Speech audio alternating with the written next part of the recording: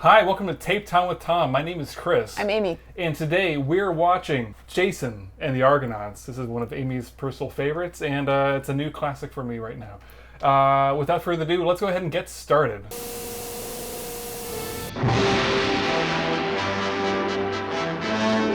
So, this is Jason and the Argonauts. Mm-hmm. Why did you choose to bring this movie to our attention today? Well, when you came to me and asked if I wanted to do a Tape Time with Tom, I was trying to think of a movie that kind of encompassed both a nostalgia factor, but also something I hadn't seen too recently. That way I could kind of reflect on it with a more, adult frame of mind. So yeah, and I came across this in a list, and it just brought back a flood of memories. My dad, he was always, having us watch these movies as kids, a lot of Ray Harryhausen movies with Jason and the Argonauts, the Sinbad movies, just those kind of swords and sandals action adventure films. And so I just kind of wanted to relive that and revisit it. And Awesome. Yeah. I am relatively new to this movie. Kate and I watched this during quarantine, during the height of quarantine in April of 2020. And we had a blast. I think Kate had seen this when she was younger, but I had not.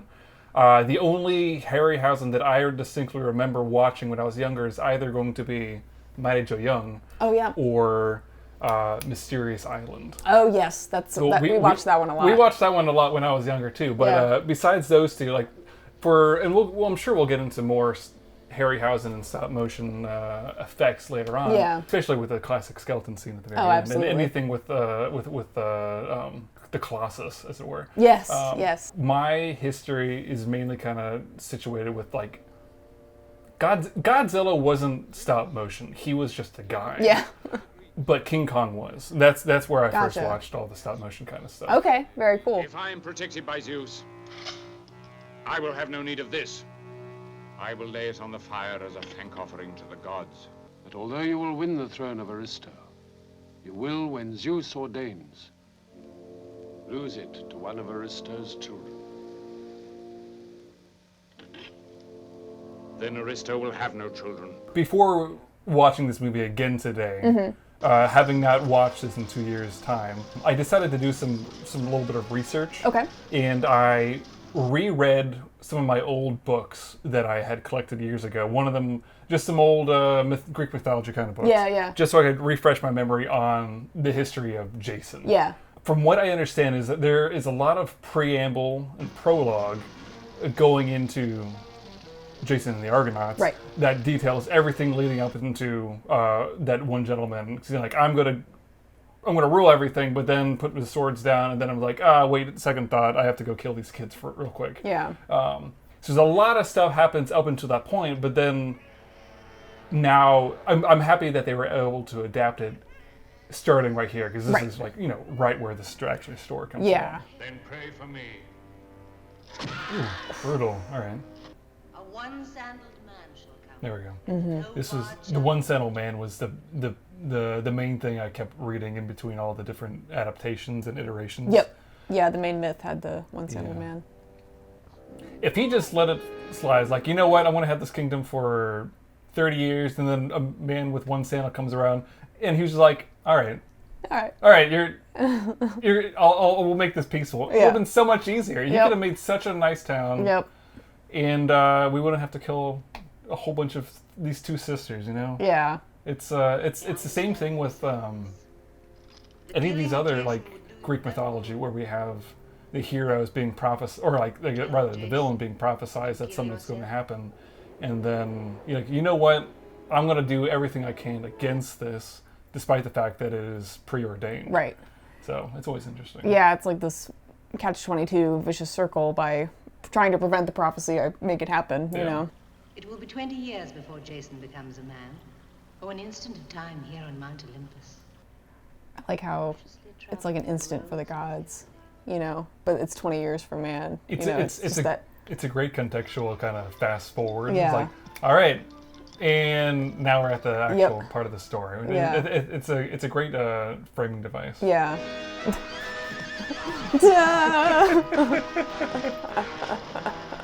What is the horse doing? Deuces. I spooked you. I spooked your horse. Got you good. It's a good question of what her motivations are. If she's just interested in meddling, or what her purpose is. So I know a lot of the gods are really into just kind of like, I'm gonna hang out with this guy for a while. Yeah. I'm just kind of like, I'm gonna have some fun. Yeah. Zeus is mainly known for that. Yeah. But it's interesting having her try to help Jason. Yeah. Because this is Jason helping, I think it's technically his cousin. Okay. In the myth, or maybe in the myth, but not in this within context. the myth. Yeah. I think it's technically his cousin. Gotcha. I think this was one of the first exposures I had to Greek mythology. Okay. And it definitely shaped, I think, the types of stories I like to read, Nice. and like I said, like those epic kind of fantasy sword and sandal kind of thing. Yeah. And the idea of like prophecy and adventure and perils and obstacles and that kind of thing. What caught my attention for Greek mythology, and frankly all mythology, would have been the hit game Age of Mythology. Oh, I haven't heard of that. So Age of Mythology, really awesome game. It's a fabricated character, but he goes and interacts with a whole bunch of different characters. For example, Jason, Hercules, Agamemnon, I forget. Agamemnon. Yeah. I can't say his name. Too many syllables. Yeah. And then various Greek heroes like Yeah. Chiron and so on and so forth. Yeah. It's a kick-ass game. Highly recommended. It's extremely entertaining. Gotcha. While he is searching for the golden fleece, he is at the ends of the earth. And I am There you safe. go. And if he finds it? You will be there. Spy. Mm-hmm. I always think it's interesting having the Greek mythology, the gods just being so willing to go like, and here I am. Yeah. You have to believe in me now. Yeah.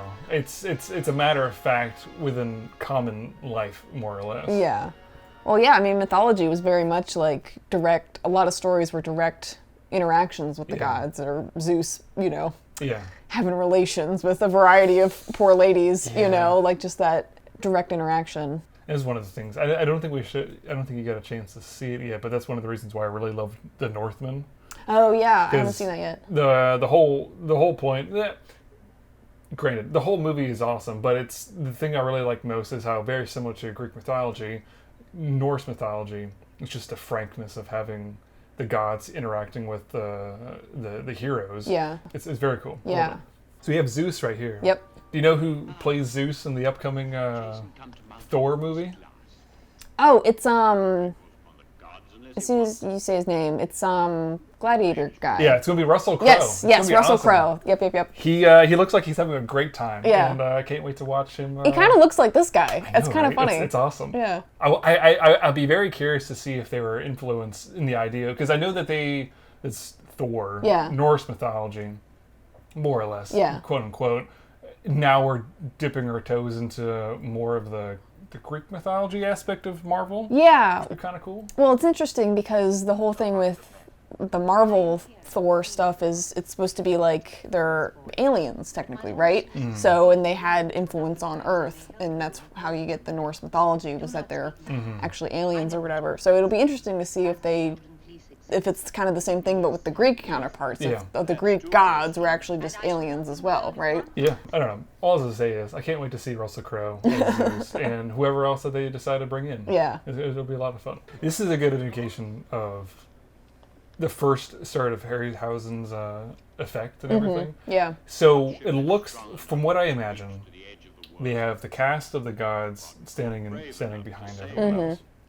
And did you see that video I sent? Yes, yeah. Entirely coincidental for when we started to watch this, and this video came out by the Royal Ocean Film Society. They have a really awesome video on Ray Harryhausen and how they shoot some effects. So with these effects, like with the Greek gods interacting with small Jason, they have everyone else on one take basically, and then they shot little Jason, and then they kind of reprojected everything interacting with him. And I gotta say, he does a fantastic job like blending everything together. Absolutely. Yeah, that video was very good in explaining how that worked and how Harryhausen made that work. Yeah, definitely highly recommend that if anyone's interested. Yeah. So So this is the scene where they are trying to collect crew members for the Argonauts. Yep. Or the Argo. Yep, recruiting the Argonauts. And Castus is Pelias' son. Gotcha. Yes, that's right. Yep, and he's the one who's gonna F things up for Jason. Yeah. I love him so much. It's so fun seeing different types of iterations and adaptations of Hercules. Yeah, yeah. It's like, this guy is old, but he is like Yeah, jacked. yeah.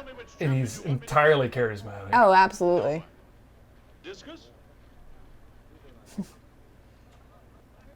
So Amy is running, you're running a game Yes. for Dungeons and Dragons. Yes. And I'm playing a character who's like, it's actually, what's the campaign setting again? So it's the Mythic Odysseys of Theros setting. Again, just showing my love for Greek mythology, based off of a Magic the Gathering setting, but they adapted it for D&D, and it's all kind of Greek mythology based. But yeah, I'm running one for Chris and a couple other people.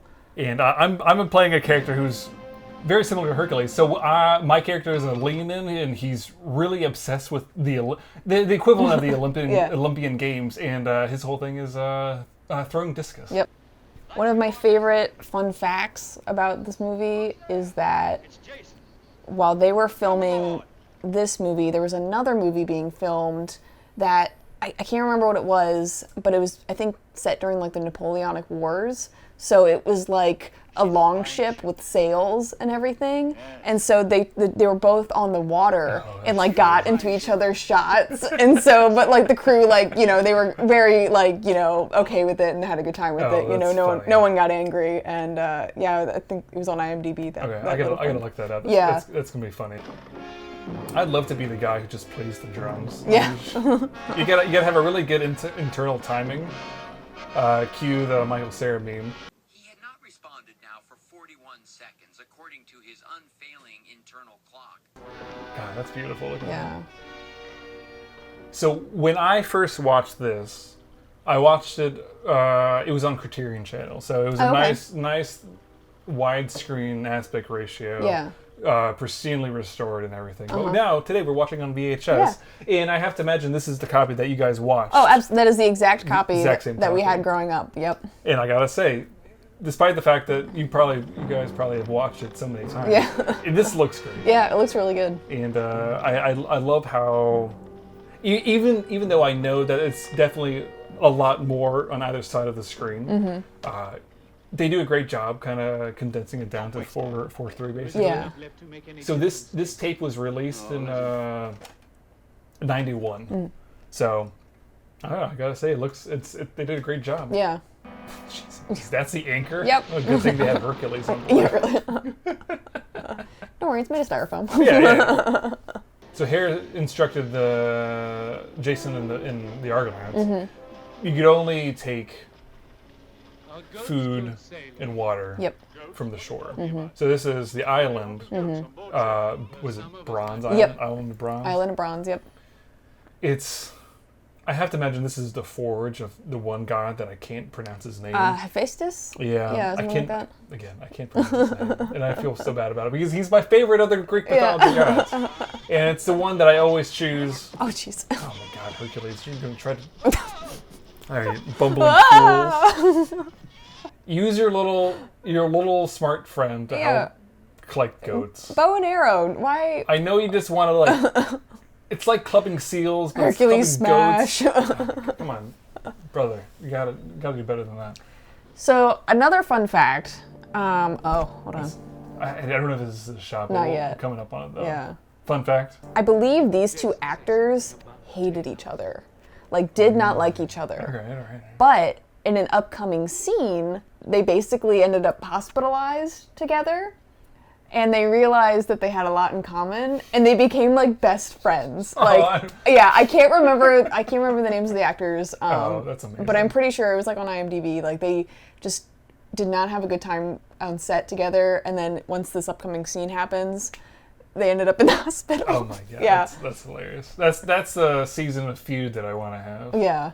Yeah, so I believe it was in this scene, whatever paint they used for the gold However, it reflected off the light. It basically blinded them, and so they ended up in the hospital unable to see. And that's as they were sitting in the hospital with beds together, they just got to talking and became friends. So did he grab the that's not a toothpick. Yeah, yes, he took whatever javelin or I don't know if it's supposed to be like a needle, a sewing needle. It looks or like just like a sewing needle, but it's a javelin size for him. Yep. It must have been the wind. Yeah, right. Here we go. Oh, so good. I mean, like, what do you do in that situation? Like, you run. Yep, you run. Yeah. Deuces. I haven't watched any Attack on Titan, but I have to imagine the idea of like if you're just like hanging out outside and you see a giant who's 50 stories tall. Yeah. It's like this is probably the scariest thing you can ever. Yeah. Like, what can you do about it? But yeah, no, just having to react to something that's not there. It's a little easier. I have to imagine, like, if you're watching Suicide Squad and there's a guy in a costume and then there's a tennis ball up ahead. Right. It's like he's King Shark. Like, all right, that's one thing. You have at least eye line, but then having to react to stop motion versus anything that's like CGI. Right. It's very similar, but also this is labor intensive to the point where there's only one guy kind of shooting everything himself. Right. And that's so much more weight to it.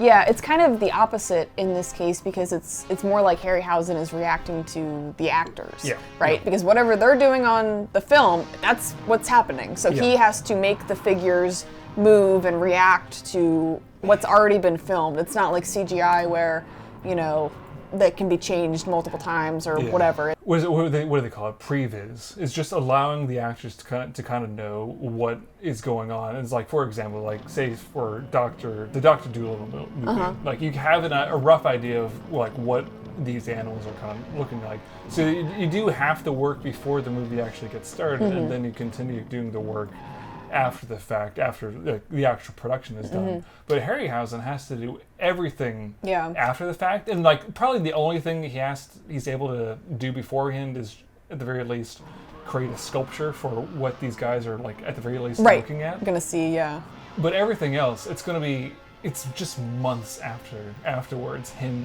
workshopping everything. Yeah. It's insane. Let me throw a rock at you. Get out of here. Get out of here, you giant.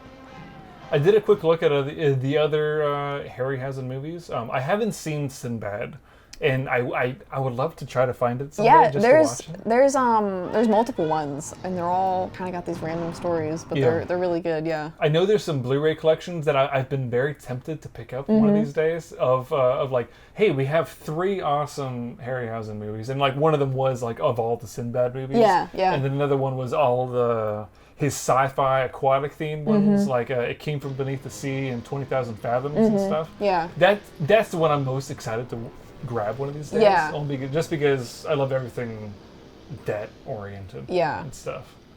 This shot has like stuck with me for some reason. Just him struggling to twist and pull. Like, I don't know. That's always kind of stuck with me.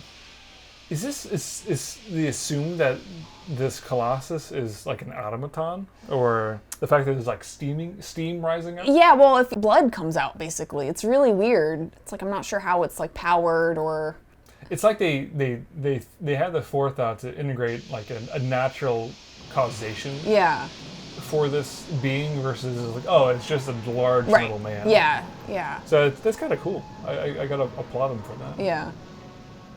I'm sure partially inspired by this. In Theros, there's a Colossus in the one city that you guys haven't been to yet. It's got like a stat block and everything, so it'll come to life, and you can fight against it. It's supposed to protect the city, but if we ever get there, I'll be sure not to remember it. No, it's all good. It's all good. He just wants to help his buddy. Oh, it's okay. You don't need to. Don't do it. Oh, buddy.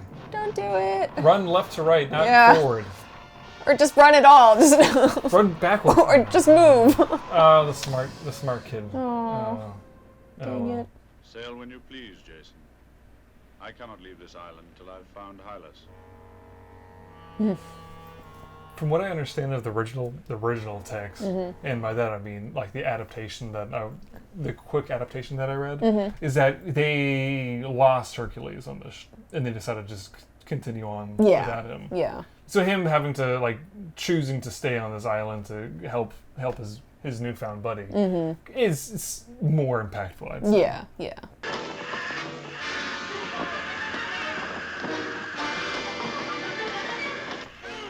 I don't think I've ever seen like a positive adaptation of a harpy. Yeah, I don't. Harpies are always like pure evil. Yeah. Whether it's like Yu-Gi-Oh, where they have like the Harpy sisters or whatever they are, and then you have the Last Unicorn, where that harpy is just my like God. straight I was evil. gonna bring that up. Yeah. Besides, and then you have these guys who just like look kind of like gargoyles. Yeah, that Last Unicorn harpy scared the crap out of me. Like. I need to find that on tape one of these days. Oh yeah. We'll do a big old episode for that. So they need to talk to him. Is it because that they used all the wishes from Hera? Yeah. So like, her last instruction was since they used up all the last wishes, to go find Phineas, who I think knows the location of the Golden Fleece. Gotcha. At the end of the world. Yes. Yeah. I know you had us fight a couple harpies in the Theros campaign. Yeah. And was that before that you realized it was way too overpowered, or was it right afterwards? I think it was right after that I realized I had misbalanced the combat encounters there and nearly killed you guys. Yeah. Yeah, I almost died around level 4 because there was another Minotaur or a Minotaur fighting myself, a Leonin, who was like cut my HP down to like the single digits. And I was like, oh no, I almost died. Whoops. Yeah, that was I think I had originally made it for, I think, 3 or 4 players, and then it was just 2 of you, and I didn't change it. So yeah, it was definitely unbalanced. So we got that fixed. Oh yeah. And now we're doing great. I didn't realize this would be really into D&D, but it kind of is. No, I like it. Goes with the territory. Absolutely. Yeah, just that adventure, mythic proportions kind of thing here. So. This is easy. Now you just club him to death. If only Hercules was here, he'd just club him. He loves clubbing things. And you won't pass the clashing rocks. What are the clashing rocks? They speak for themselves, don't they? Clashing rocks. What do you think they are? I like how these special effects are just achieved by getting a whole bunch of like styrofoam rocks and pushing them. Yep. Pray to the gods, Jason. The gods of Greece are cruel. In time, all men shall learn to do without them. Is Jason still doubtful of the existence of No, gods? I think it's kind of like in Theros, the iconoclasts, right? Where he knows they exist. He was taken to Olympus and he's, conferred with Hera, but I believe he believes mortal men have more power than they allow themselves. Yeah. So. What do you think we're doing? Stroke. What? Stroke. What? Stroke, damn it. What do you want me to stroke, Jesse? I did some canoeing up in Minnesota for like a Boy Scout camp, and it was kind of smooth sailing. We did like over 100 miles in like 7 days. Oh wow! On the last day, we were trying to get back to like the main camp and everything, and we were going against the tide and the wind. So we were kind of doing what they were doing here. Like everyone's like canoeing as hard as possible. Like it felt like we weren't moving for like an hour. Yeah. It's just the way the water was situated. Yeah. So in a ship like this, where like everyone's like rowing at the same time and like trying to get through against all headways, like it's tough. It is tough. Everyone's deserved a nap. Yep. Watch that.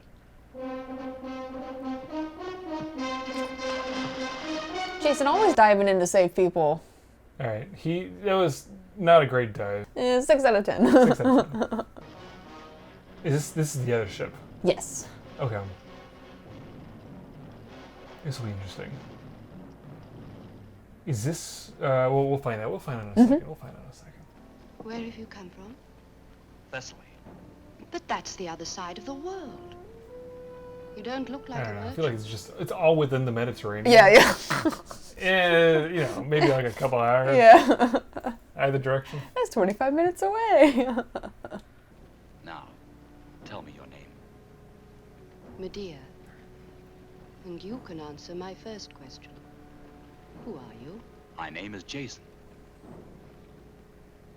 So this is what I was curious about. So Medea and Jason are supposed to be betrothed eventually at the very end, after everything is all said and done. Yeah.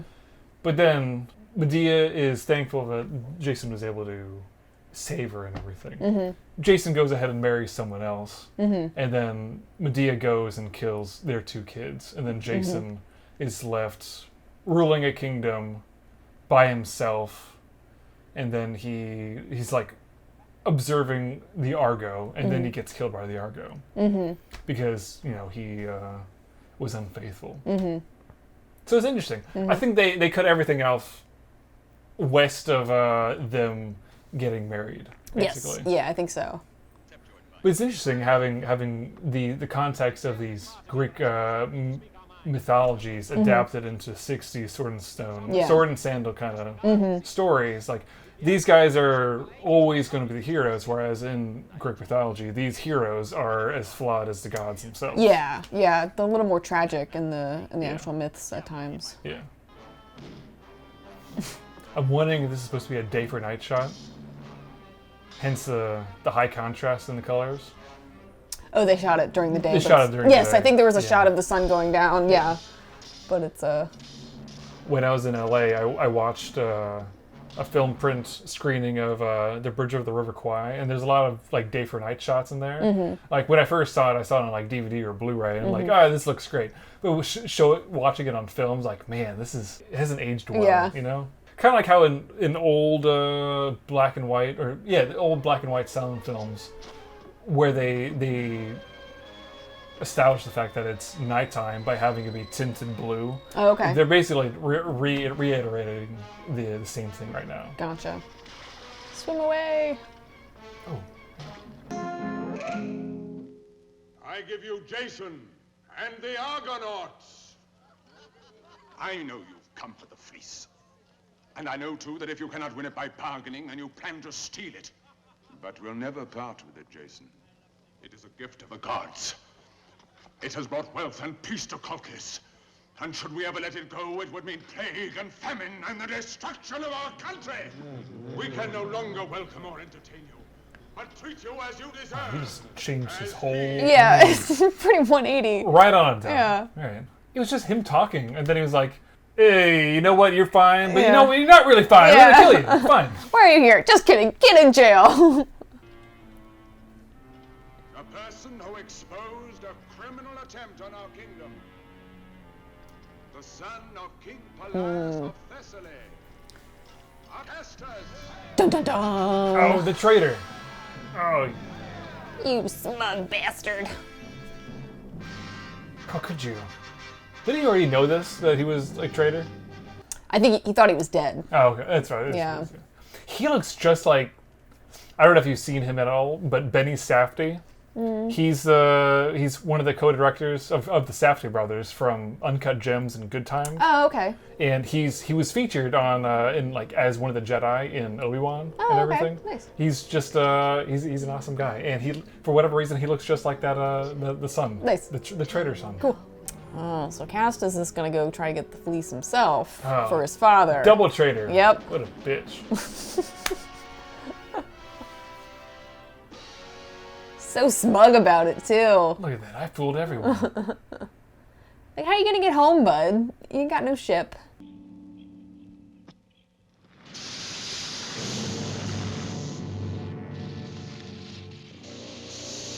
I don't know what's better, the Hydra or the skeletons. It's hard to pick.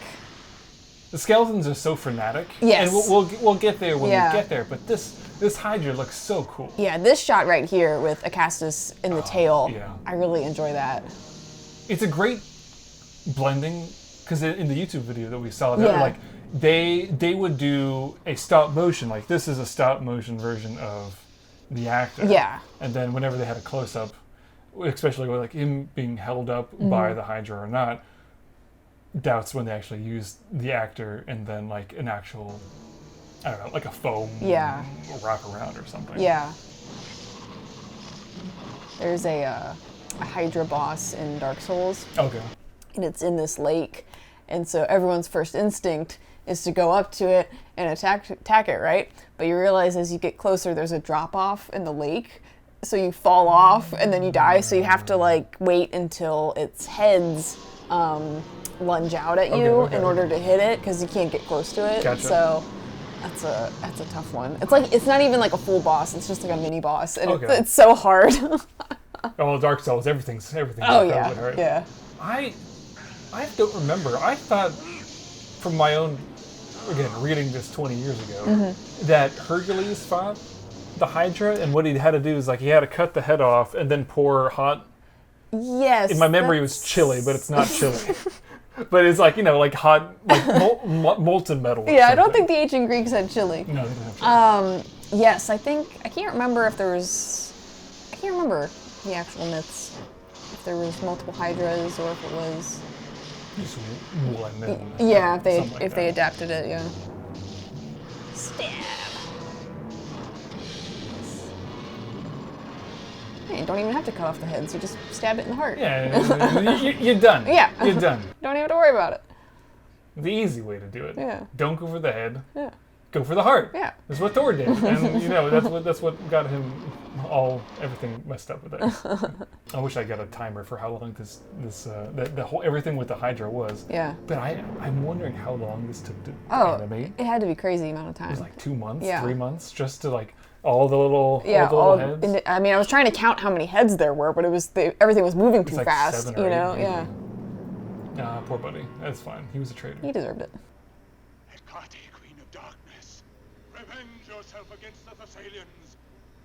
Deliver to me the children of the Hydra's teeth, the children of the night! If the gods didn't exist, and he didn't say this at all, there still would be meteors hitting right there. That's a good point. Like any mythology where it involves like an eclipse appearing and like impacting the events of the story, Right. like, that eclipse is going to happen no matter what. Yeah, it was going to happen anyway, yeah. Prior to me watching this 2 years ago, during the height of quarantine, my only knowledge of this movie was the skeleton fight. Yeah. And watching it initially, I was like, when are they going to get to the skeleton fight? Right, It was yeah. like, I kept waiting for it, and like learning that it was like at the very end of the movie was like slightly disappointing. Right. But it's also a matter of we're all building up to this scene. Oh, and yeah. like this is the climax of this whole story. Oh, I forgot about this. Like, goddamn, you like... Dude, it's right in your spine. Yeah. Right. First of all, if you get shot at an arrow, don't pull it out. Don't pull it out. You know, you break it off, and then you find a way to take it out, you know, a little bit more brutally, less brutally than just ripping it out, you know? I also like how they just shot her and then didn't shoot anyone else. Like, that was it. Like, just the one arrow. It's just the one guy from Return of the Kings, or Two Towers, and he's like, I'm going to shoot first. Yep, just the ones.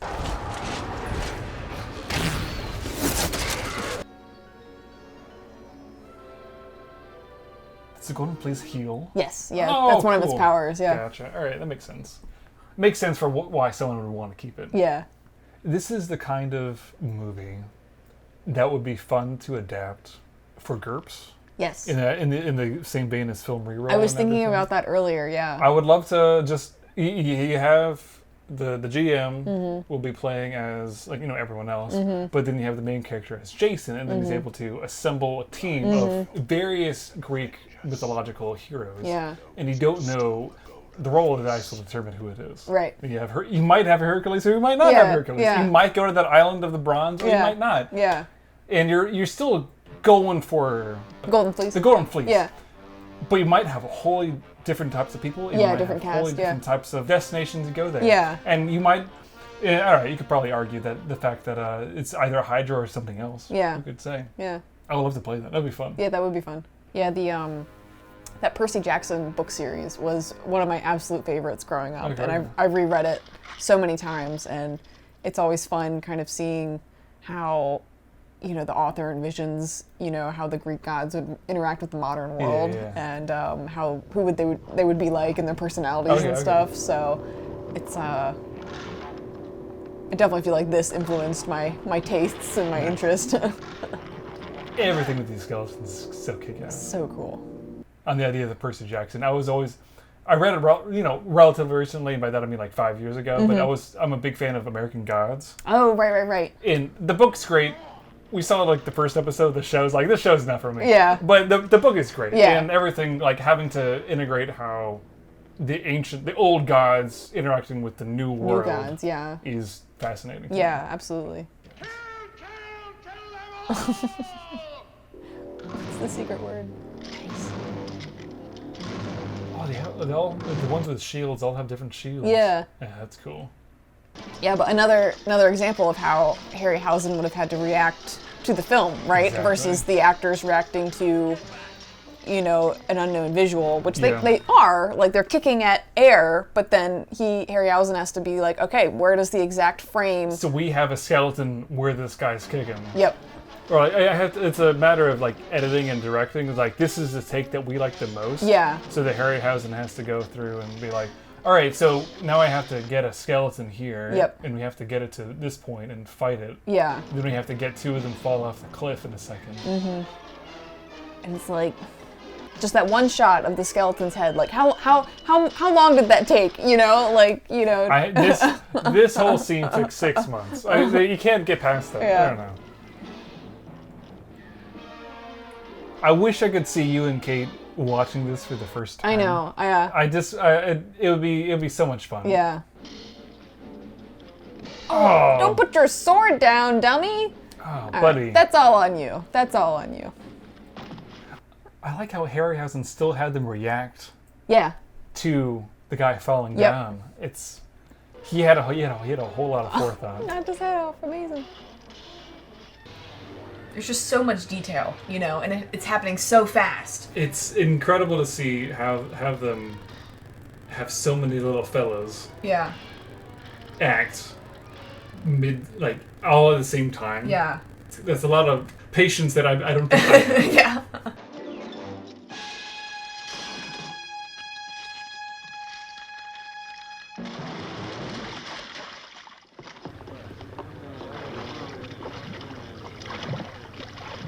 So Medea made it off with the ship captain. Yeah. And it was just Jason fighting them all. Or whoever else was left. I think that proves at last that I'm a worthy opponent, my lord. Where are you going? To clear the board, the game is over. It certainly is not. So these gods are just like, we're going to play chess with real people. Yeah. That's a dick move as far as I'm concerned. Yeah. Let them enjoy a calm sea, a fresh breeze and each other. The girl is pretty and I was always sentimental. Sure. Jason, there are other adventures. I have not yet finished with Jason. Let us continue the game. Were there more Jason movies? I don't think so. I don't know. That's an interesting end. Like, there's more to come, right? Yeah. His adventure isn't over. It's midway through the mythology. Yeah, and I enjoy how he won by running away, basically. Like, he was overwhelmed. There were too many skeletons. He had to jump, and they couldn't go after him, thankfully. But it wasn't like he was clever enough to trick them or outsmart them. Some say those skeletons are still walking on the bottom of the ocean. It's like it's just like Pirates of the Caribbean. Yeah, he just had to run away, which I think is interesting. You don't really see that in a lot of kind of hero tales anymore, right? That's the end of Jason and the Argonauts. Yeah. I had a great time. Yeah. I like it more the second time around than the first time. Only because the first time around I was expecting the skeletons. When are you going to see the skeletons? Yeah. This time around, having both read more of the actual text and then knowing what happens and kind of enjoying where everything's going. Yeah. I like this a whole lot more now. Yeah, absolutely. Yeah, no, I enjoyed it. It was cool revisiting it after so long, and I think it is just one of those movies that shows the labor of love when it comes to practical effects and stuff like that, and that combination of live action and visual effects, is pretty cool. It's an awesome movie. Yeah. I don't know. There's you can find Jason and the Argonauts a handful of places. I know for one you can watch it for free on Tubi with commercials and everything. Nice. Besides that, you might have to rent it someplace, or you could just watch it on VHS like we did. Pick up your local VHS copy. Exactly. And if there's nothing else to say, always rewind. Most importantly, be kind. All right. See you guys later. See ya.